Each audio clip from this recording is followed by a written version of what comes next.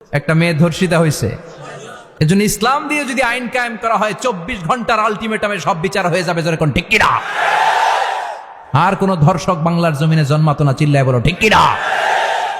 ইসলাম বলে চোরের হাত কেটে দাও, জেনা ব্যভিচার করলে ডেথ পেনাল্টি। সৌদি আরবে হেড অফ করে, গলা কেটে ফেলে। বাংলাদেশেও যদি এটা করা যেত, খবর হয়ে যেত। আর কোন ধর্ষক বাংলার জমিনে জন্মাতো না, চিল্লায় বলো ঠিক কিনা? চুরি করলে হাত কাটো, কথাটা কার? السارق والسارقة فاقطعوا أيديهما جزاء بما كسبا نكالا من الله والله عزيز حكيم. If anyone steal something very precious from the society, the government should cut down his right hand. দামি কিছু চুরি করলে, এটা সাক্ষীর দ্বারা সাব্যস্ত হলে গভর্নমেন্টের উচিত তার ডান হাতটা এক কোপ মেরে কেটে দেয়া। কার কথা? বানু মাখজুমিয়া গোত্রের এক মেয়ে মদিনাতে চুরিতে ধরা পড়ল।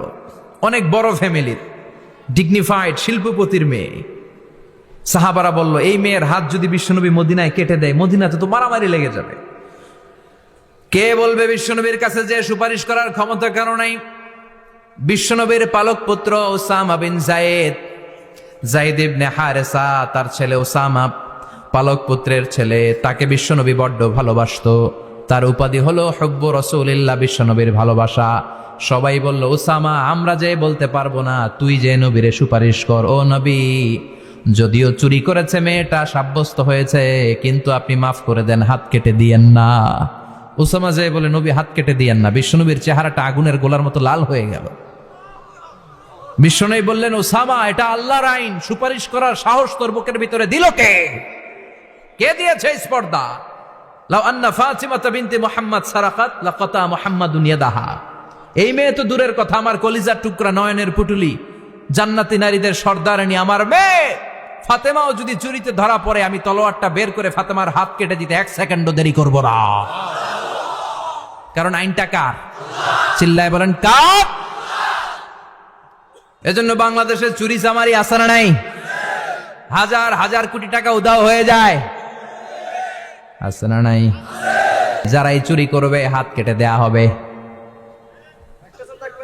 বাইতুল মুকাররমের স্কয়ারের সামনে হাত কেটে দেয়া হবে। আর প্রতিটা চ্যানেল লাইভ ব্রডকাস্ট করবে, এটা সরাসরি সম্প্রচার। আমরা সবাই দেখবো কেমনে চোরদের হাত কাটে। এই নিয়ম যদি করে দেয়, দেশে আর চোর খুঁজে পাওয়া যাবে? কথা কন। তবে এই চোর লাউ চোর, ডাইল চোর, মুরগি চোর না, যারা 1000 কোটি টাকা মেরে দেয়। এক সিগনেচারে দেশের 10,000 কোটি টাকা নাই, চিল্লায় বলো ঠিক কিনা? এই চোরদের বিচার যদি করা যেত, তাহলে এই দেশে আর দুর্নীতি থাকতো না। দুর্নীতি দমন কমিশনের দরকার হতো না। মন্ত্রীদের রাতের ঘুম হারাম হতো না। এটা মদিনার সমাজ হয়ে যেত, শান্তির বাংলাদেশ হয়ে যেত, ঠিক কিনা? এজন্য আল্লাহ বললেন, গোলাম, এই জমিনের ভেতরে চুরি করলে হাত কেটে দিবা, জিনা ব্যভিচার করলে ডেথ পেনাল্টি, ক্যাপিটাল পানিশমেন্ট, মৃত্যুদণ্ড, সর্বোচ্চ শাস্তি, ঠিক কিনা?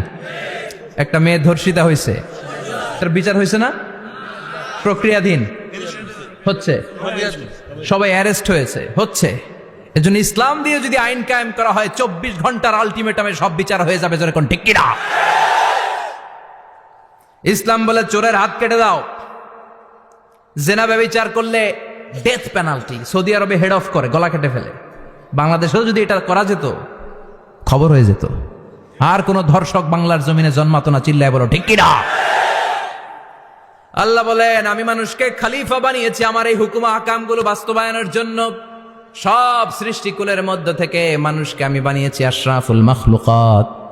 আবার মানুষকে বানিয়েছি আমি আমার খলিফা।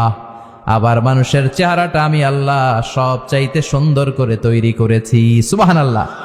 লাকাদ খালাকনাল ইনসানা ফি আহসানি তাকওয়িম। আমি মানুষের চেহারাটা সব চাইতে চমৎকার অবয়ব দিয়ে তৈরি করেছি রে গোলাম। সুবহানাল্লাহ। পৃথিবীতে যত প্রাণী আছে, সব সৃষ্টির মধ্য থেকে আমাদের সৃষ্টিটা সুন্দর না? আপনি হিউম্যান অ্যানাটমি নিয়ে যদি গবেষণা করেন, কেমনে আল্লাহ আমাদের এখানে হার্ট দিলেন, লাঞ্চ দিলেন, হ্যাঁ, তারপরে 206টা হাড্ডি দিলেন। হাড্ডিগুলো আবার ব্যান্ড করা যায়, দেখছেন? বাঁকা করা যায় না? এটা বাঁকা করা যায়। বাঁকা না করলে আপনি খাইতে পারতেন? ক্রিকেট যারা খেলো, পেস বল করতে পারতা? স্পিন বল, হ্যাঁ, অফ স্পিন, লেগ স্পিন, কয় হুজুরও জানে কেমনে রে, তোর থেকে শিখছি বেটা। তো এই যে ছেলেপেলারা এরকম অফ স্পিন করে, লেগ স্পিন করে, এগুলো হচ্ছে আল্লাহর দেয়া কারিশমা। হাত ঘুরানো যায়। আল্লাহ যদি এটাকে এরকম ব্যান্ড করার সুযোগ না দিতেন, করতে পারতাম? আবার এইখানেও বাঁকা করার সুযোগ আছে না নাই? এইখানেও আছে না নাই? আবার এইখানেও আছে না নাই? কত কাজ। বাজার করে যখন বাজারের ব্যাগ যখন নিয়ে আসেন, কোথায় ধরে রাখেন? আঙ্গুলে ধরে রাখতে হয়। ক্যারাম যখন খেলো, কি দিয়ে টোকা মারো? সুবহানাল্লাহ কয় না পোলাপান? আহা, কত খেলার সিস্টেম আল্লাহ দিলেন। আবার ক্রিকেটের মধ্যে 2 আঙ্গুল তুললে কি? ওই যে সব মুখস্থ। আবার 1 আঙ্গুল তুললে কি? দেখছেন ঘটনা? আউট। কত কাজ এই আঙ্গুল দিয়ে। এই আঙ্গুলগুলোর বাঁকা করার, বেন্ড করার ক্ষমতা আমাদেরকে দিয়েছে কে? আল্লাহ। এজন্য আল্লাহ বললেন, লাকাদ খালাকনাল ইনসানা ফি আহসানি তাকওয়িম। আমি মানুষের চেহারাটা সব চাইতে সুন্দর করে তৈরি করেছি। মানুষ সুন্দর, আমাদের চোখ সুন্দর না মিয়া? আমাদের চোখও যদি সুন্দর হতো তাইলে আমরা বুঝতাম মানুষগুলো কত সুন্দর। আমরা মনে করি ধলা হইলেই সুন্দর। কয় ধলা ধলা, এটা সুন্দর। ডাকাইত, এগুলো ডাকাত। একটা মানুষের চেহারা স্কিন যদি কালো হয়, এর মধ্যে একটা সৌন্দর্য আছে না নাই? একটা মেয়ের স্কিন যদি কালো হয়, তারপরও চেহারায় সৌন্দর্য আছে না নাই? কয় না হুজুর, আমার বউ সুন্দর না, কালা কালা। আছে না নাই? তুই ডাকাইত। তুই কি? একজন মানুষের চেহারা যেরকমই হয় আপনি খেয়াল করে দেখবেন, তারপরও তার অবয়বের মধ্যে একটা এক্সট্রা অর্ডিনারিটি আছে। কারোর সাথে কারোটা মিলে না। সুবহানাল্লাহ পড়েন। এজন্য প্রতিদিন স্ত্রীরে বলবেন, স্ত্রী তুমি সুন্দরী, তুমি অনন্যা, তোমার চাইতে সুন্দরী গোটা বিশ্বে কেউ নাই। কইবেন না? মুরব্বীরা কয় না, কইতাম না, আগে কইয়া ফেলাইছি। এগুলো বলবেন। এগুলো বললে স্বামী স্ত্রীর মধ্যে ভালোবাসা বাড়াই দিবে কে? আল্লাহ। আমি প্রায় এগুলো বলি, উৎসাহিত করি যে স্বামী স্ত্রীর মধ্যে যে ভালোবাসাটা, এটা পবিত্র, এটা জান্নাতি। এই ভালোবাসা জান্নাতে শুরু হয়েছিল সাইয়েদনা আদম আর হাওয়ার মধ্য দিয়ে। চিল্লা এখন ঠিক কিনা? স্বামী স্ত্রী দুইজনে একের হাতের সাথে আরেকজনের হাত মিলালে হাতের সগীরা গুনাহ মাফ করে কে? আল্লাহ। স্ত্রীর চেহারার দিকে নজর করে তাকালে চোখের গুনাহ মাফ করে দেয় কে? আল্লাহ। স্ত্রীর জন্য প্রতি মাসে যে খরচ দেন, এই টাকাগুলো সদকা দেওয়ার সওয়াব আছে না নাই? স্ত্রীকে যে দামি দামি ভ্যানিটি ব্যাগ কিনে দেন, এটা তো সওয়াব আছে না নাই? কক্সবাজারে ঘুরতে নিয়ে গেলে সওয়াব আছে না নাই? ফুল কিনে দিলে সওয়াব আছে না নাই? ভালোবাসার গান শোনাইলে সওয়াব আছে না নাই?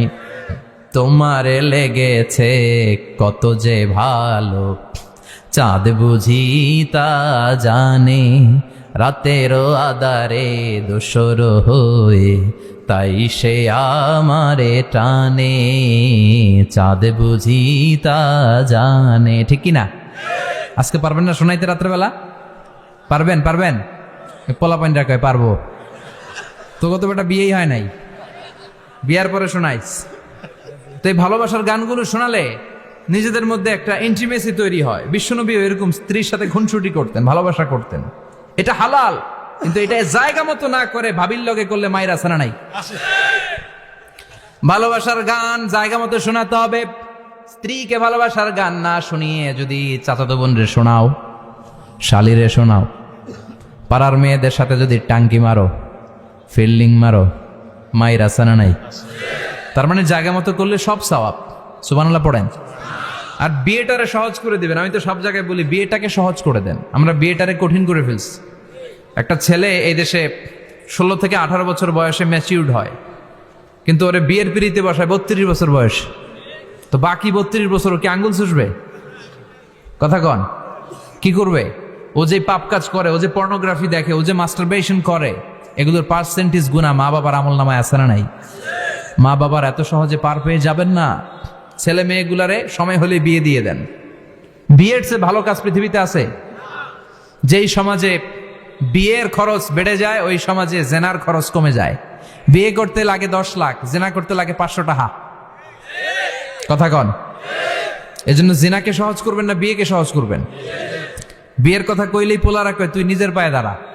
তো এতদিন ও কার পায়ে দাঁড়াইছে? সহজ করবেন তো?